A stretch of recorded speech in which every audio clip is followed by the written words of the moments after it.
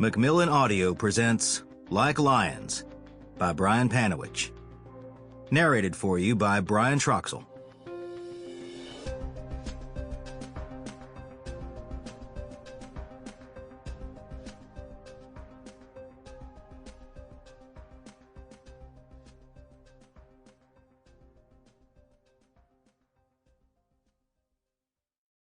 For Niecy, for Mom, and for my cubs, Talia, Ivy, and Olivia. Strike a few matches, laugh at the fire, burn a few edges, put them back in a pile, swing from the pain that I don't want to kill. It's time to go play in a minefield. Travis Meadows. If you're going through hell, keep going. Winston Churchill. Prologue. Bull Mountain, Georgia, 1972. Annette memorized every board in the floor. It had taken her months to get the pattern right. She knew which slats creaked and moaned when she stepped on them, so she was careful to keep her bare feet only on the few that were nailed down tight. Those particular strips of seasoned oak had become her partners in crime. She'd let them become her friends. She trusted them not to betray her. She couldn't say the same about anyone or anything else. Still, she was cautious, because this was her first attempt to navigate the route in the dark.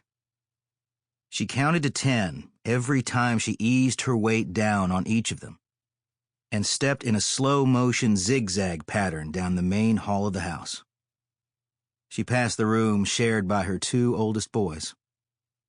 Maybe, after tonight, the constant bickering between the two of them about who deserved the top bunk would finally stop. That thought was a small attempt at making herself feel better about what she was about to do.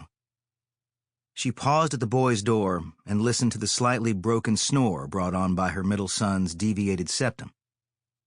She remembered the day he earned that lump of mangled cartilage. His father was none too pleased when the boy spilled a can of paint in the barn. He was 4. She leaned on the solid wood of the door jamb, another tested accomplice in her crime, and allowed her son's nasal breathing to break her heart just enough to steal her own breath, but not enough for her to make any sounds of her own or shed any tears. Her tears had dried up a long time ago. She placed 2 fingers on her lips and then gently placed the goodbye kiss on the door. She looked down and sought out the next board in the pattern, and then the next. She moved as slow and fluid as molasses. Several minutes later, she arrived at the last door on her left. She paused, quiet as a thief, feeling as though she deserved the title.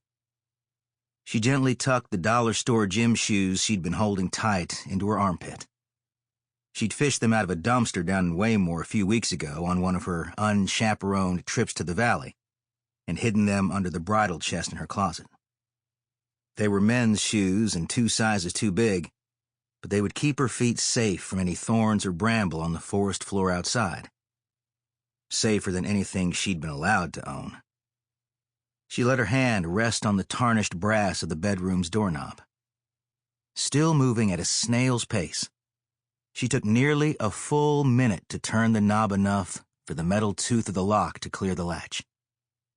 She had oiled the hinges early yesterday morning, so the door moved without so much as a whisper.